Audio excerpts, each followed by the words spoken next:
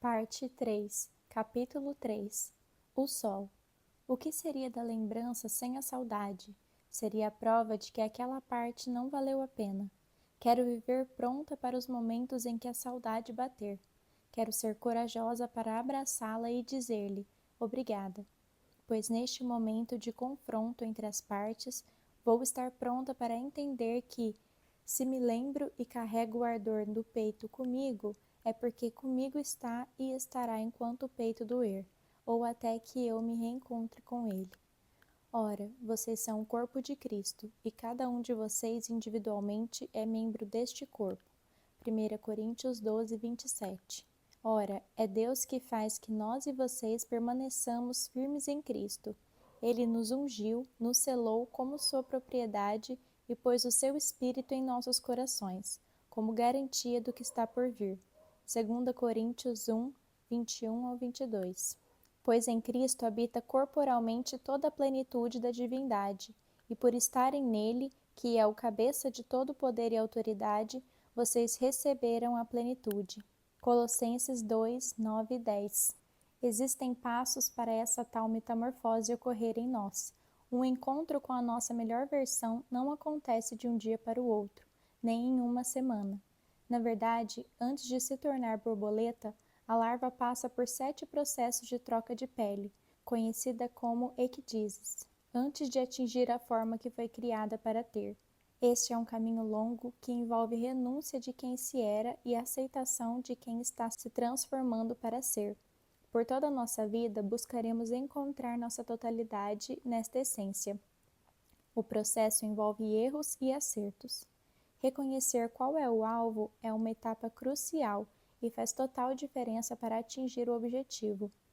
Ao discernir o Senhor em sua vida e à sua volta, o passo fundamental já foi dado, e pode-se considerar um novo ser depois deste encontro. Possivelmente você não irá atingir a vontade de Deus em cada momento que vier a ocorrer. Mas reconhecer o erro também faz parte do processo de troca de pele, até que nossa borboleta ganhe forma. Quanto mais nos achegarmos a Deus, mais nos aproximaremos do alvo, aumentando as chances de acertar o centro que representa a sua vontade, e mais próximos ficaremos de encontrar nossa essência. Reconheça quem o Senhor é para você. Ele é o seu alvo e é o sol das borboletas. A humanidade depende da sua presença e as borboletas precisam ser alcançadas pelos seus raios para que possam voar. Eles funcionam como seu combustível. O primeiro passo até essa nova versão é reconhecer que sua vida não foi feita para você. Pense em como seria diferente se o morador estivesse em total sintonia com o carpinteiro desde o momento em que recebeu a casa com os móveis que ele havia planejado. O morador saberia a função de cada um e entenderia que precisa do carpinteiro para usufruir de tudo que tinha à sua disposição. Assim também é com o reino de Deus, em nossa vida. Um exemplo que pode ser aplicado ao seu cotidiano. Surge a você uma boa oportunidade de emprego. Depois de aceitá-la e de entrar para a empresa, você pensa sobre por que Deus permitiu que isso acontecesse e o que Ele espera de você lá. O que o Senhor espera é que você faça diferença naquele ambiente como cristão. Seu papel é assim, tão simples. Não se acanhe em expor o caráter que Ele ensinou para você por meio da Bíblia, não mentindo ou roubando, sendo uma pessoa confiável, submissa ao seu superior, cumprindo seu papel de cristão dentro daquele meio e dando bons exemplos. Este é um privilégio que Deus nos dá, vivermos para Ele como pessoas transformadas que somos. As consequências para nós, em meio a esta posição, sempre serão boas, e só é possível atingirmos este perfil pela sua misericórdia. Em resposta, Jesus declarou: digo a verdade, ninguém pode ver o reino de Deus se não nascer de novo. Perguntou Nicodemos: como alguém pode nascer de novo sendo velho? É claro que não pode entrar pela segunda vez no ventre de sua mãe e renascer. Respondeu Jesus: digo a verdade, ninguém pode entrar no reino de Deus se não nascer da água e do Espírito. O que nasce da carne é carne, mas o que nasce do Espírito é Espírito. João 3, do 3 ao 6. O segundo passo para alcançar esta versão é conhecer a Deus genuinamente. Você provavelmente sabe que Deus é bondoso e não nos desampara, mas consegue se aprofundar nesta qualidade de Deus que se tornou tão rasa perante o nosso vocabulário? Para começar, ele nos criou para se relacionar conosco. Um ser dono do que existe queria se relacionar, e por isso criou outros seres. Isso mostra que seus sentimentos por nós são fortes. Não o torna dependentes de nós, mas prova que ele se importa verdadeiramente. Deus se entristeceu quando rompemos nosso relacionamento no Éden. Por isso, já havia planejado enviar a redenção para o mundo, seu Filho, que veio para morrer e carregar o fardo dos nossos pecados, que eram e são capazes de nos afastar de Deus e da nossa natureza nele. No entanto, por meio deste sacrifício de Jesus, podemos receber o seu perdão e nos aproximarmos dele, e não de nós mesmas novamente. Todos que entenderam quem Jesus era, ficaram desamparados quando souberam que ele veio à terra para morrer em nome do amor de Deus. Mesmo que fosse pelos pecados deles mesmos, a vontade era de ter a presença de Jesus para sempre com eles. Sabendo que este desamparo seria grande demais para nós, o Pai enviou um terceiro, por amor à humanidade, o Espírito Santo. Ele não seria como seu filho, Jesus, mas supriria a necessidade que foi revelada com a vinda do Salvador. O Espírito seria um intermediário entre as pessoas e Deus. O Criador percebeu que depois do rompimento da comunhão entre o homem com ele, a humanidade se mostrava necessitada de alguém onipresente de novo, assim como era no jardim. Alguém capaz de se relacionar com toda a humanidade mutuamente e de forma singular. Este seria capaz de interceder por nós, consolar, nos convencer do pecado, da justiça e do juízo. João 16, do 7 ao 11. Leia a Bíblia para conhecer quem Deus é, quem é o Espírito Santo e quem foi Jesus na terra. Quanto mais conhecemos a singularidade de cada um, mais confiamos e nos achegamos a eles, sabendo que nossas respostas estão neles, porque deles surgiram todas as nossas perguntas. Os três são um, assim como nossa essência é uma com o Pai, pois nele foram criadas todas as coisas nos céus e na terra, as visíveis e as invisíveis, sejam tronos, sejam soberanias, poderes ou autoridades. Todas as coisas foram criadas por ele e para ele. Colossenses 1,16. O terceiro passo que você deve dar é aprender a confiar em Deus. O carpinteiro criou todos os móveis da casa para o morador com um propósito específico. O morador poderia não gostar da mesa que se dispunha no centro da copa, porque sempre que passava lá, seu pé esbarrava na madeira e aquilo o irritava profundamente. O que queria era se desfazer daquele grande objeto que ocupava espaço e juntava poeira, mas isso foi antes de ele conhecer suas funções. Com a ajuda do carpinteiro, o morador passou a entender o motivo daquela mesa no grande salão.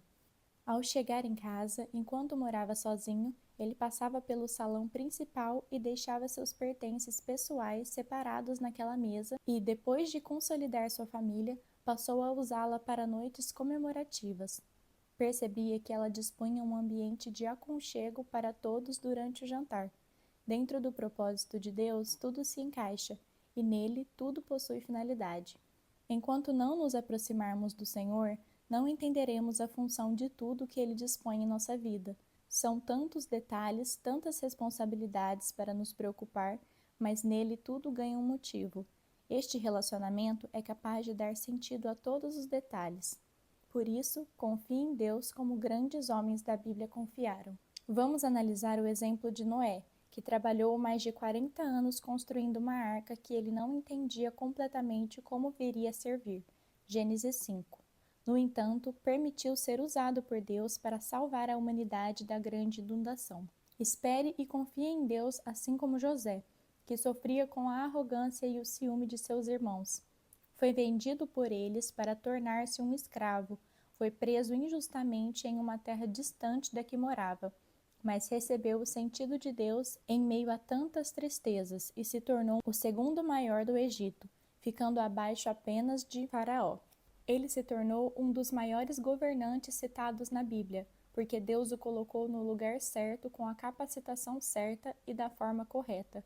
mesmo que tenha sido doloroso para ele passar por tudo aquilo sem entender o propósito no início. Deus o capacitou para revelar sonhos, algo que mais ninguém poderia fazer com tanta precisão como ele fez, e tudo por meio da revelação do Senhor. José foi capaz de salvar todo o povo do Egito, prevendo uma seca que duraria 7 anos. Gênesis 37. E em meio a esta situação, pôde reencontrar sua família, que buscava a ajuda dos principais do Egito no momento da seca, recebendo novamente seus irmãos e tendo a oportunidade de perdoá-los pelo que o fizeram passar. Depois de buscar os passos anteriores, você estará pronta para concluir o quarto, renunciar quem era para conhecer uma nova versão. Este é uma mistura de decisão e renúncia, assim como os passos anteriores, mas também envolve as consequências positivas por negar suas próprias vontades, conhecer a Deus e aprender a confiar nele. Compare-se com uma lagarta que entrou em seu casulo e está pronta para sair e se descobrir novamente como um novo ser, alguém admirável, capaz de ver as situações de um novo ângulo e receber a sua vida transformada. Este é o momento para se descobrir novamente conforme a perspectiva de Deus, vivendo a sua essência. Permita-se ser transformada por Ele, dizendo adeus a velhos hábitos que não condizem com os hábitos cristãos. Entenda que você foi encontrada. Seu corpo já não é mais seu e não cabe a você ditar suas regras. Porte-se à altura de uma mulher separada, que escolhe ter um namoro santo porque Deus foi quem a instruiu para tê-lo, e você sabe que confiar nele é sempre a melhor opção.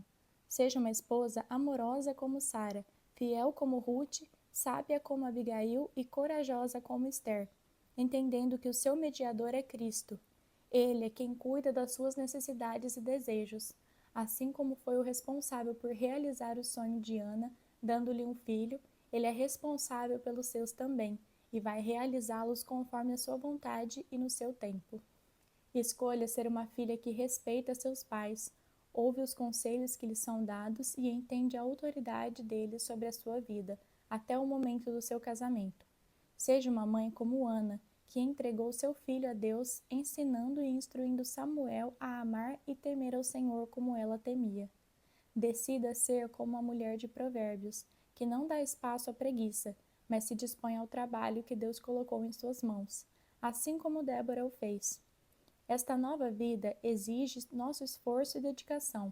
Não é possível alcançá-la sozinha, mas é possível ser sua melhor versão quando seu incentivo é o Senhor. Ele nos inspira, nos capacita e foi capaz de entregar seu único filho para nos dar uma nova chance de nos relacionarmos com ele.